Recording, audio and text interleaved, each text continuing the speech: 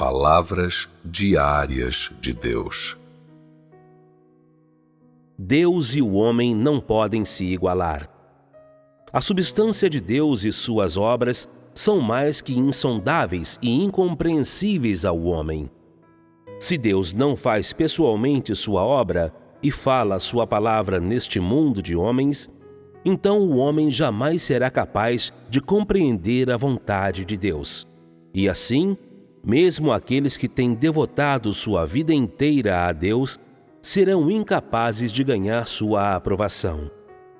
Sem a obra de Deus, não importa quanta bondade o homem esteja fazendo, não servirá para nada, pois os pensamentos de Deus serão sempre maiores do que os do homem, e a sabedoria de Deus é insondável ao homem. E assim, eu digo que aqueles que têm definido Deus e suas obras são ineficazes. Eles são arrogantes e ignorantes. O homem não devia definir a obra de Deus. Mais ainda, o homem não pode definir a obra de Deus. Aos olhos de Deus, o homem é menor que uma formiga. Então, como pode um homem sondar a obra de Deus? Aqueles que estão constantemente dizendo Deus não opera desta ou daquela forma, ou Deus é como isto ou aquilo, não são arrogantes?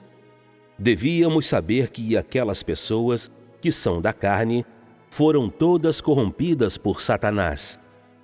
É a natureza delas se oporem a Deus, e elas não estão em paridade com Deus. Tampouco podem oferecer conselhos para a obra de Deus. Como Deus guia o homem, é obra do próprio Deus. O homem deve se submeter e não manter tal e tal visão, pois o homem não é nada mais que pó. Uma vez que buscamos a Deus, não devemos sobrepor nossas concepções sobre a obra de Deus em consideração a este Deus. Muito menos devemos empregar nosso caráter corrupto para tentar deliberadamente opor a obra de Deus. Isto não nos faria anticristos? Como poderia tais pessoas dizer que creem em Deus?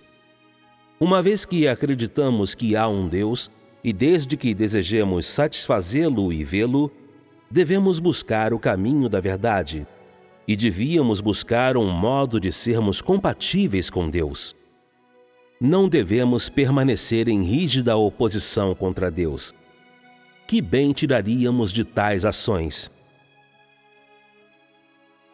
Hoje Deus tem uma nova obra.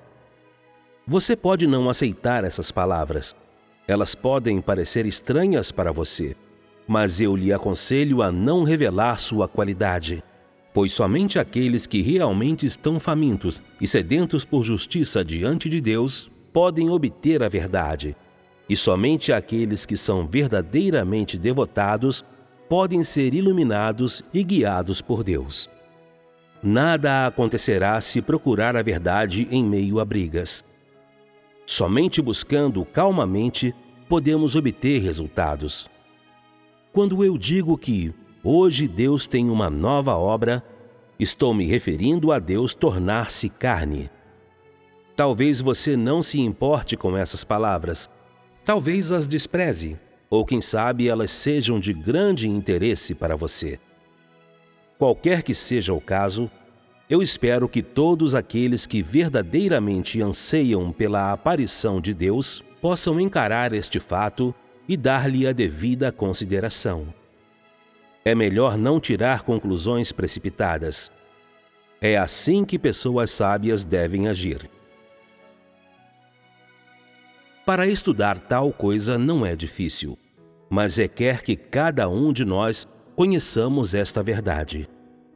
Ele que é o Deus encarnado deve manter a substância divina, e ele que é o Deus encarnado deve manter a expressão de Deus. Desde que Deus se tornar carne, ele levará adiante a obra que tem que fazer, e desde que se torna carne, ele expressará o que ele é e será capaz de trazer a verdade ao homem, conceder vida ao homem e mostrar à humanidade o caminho.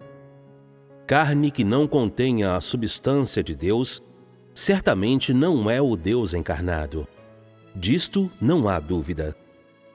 Para investigar se é o Deus encarnado, o homem deve determinar isto a partir do caráter que ele expressa e as palavras que ele fala. O que quer dizer se é ou não o Deus encarnado, se é ou não o verdadeiro caminho, deve ser julgado pela substância. E assim, ao determinar se é a carne do Deus encarnado, a chave é prestar atenção à sua substância, sua obra, suas palavras, seu caráter e muito mais, em vez de na aparência exterior.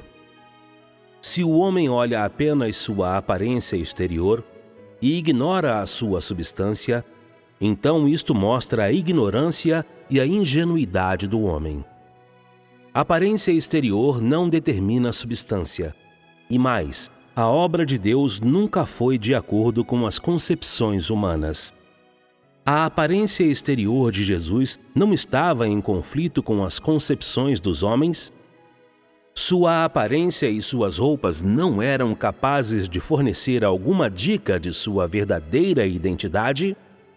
Não foi por isto que os primeiros fariseus se opuseram a Jesus, porque eles olharam simplesmente sua aparência externa e não guardaram no coração as palavras que ele falava?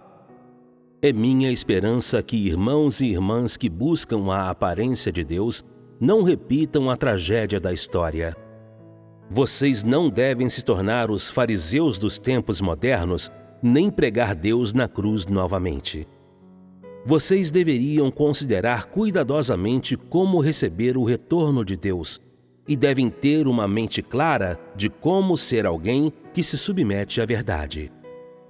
Esta é a responsabilidade de todos que estão esperando pelo retorno de Jesus sobre as nuvens. Devemos limpar nossos olhos espirituais e não cair na armadilha das palavras cheias de ideias irrealistas ou fantásticas.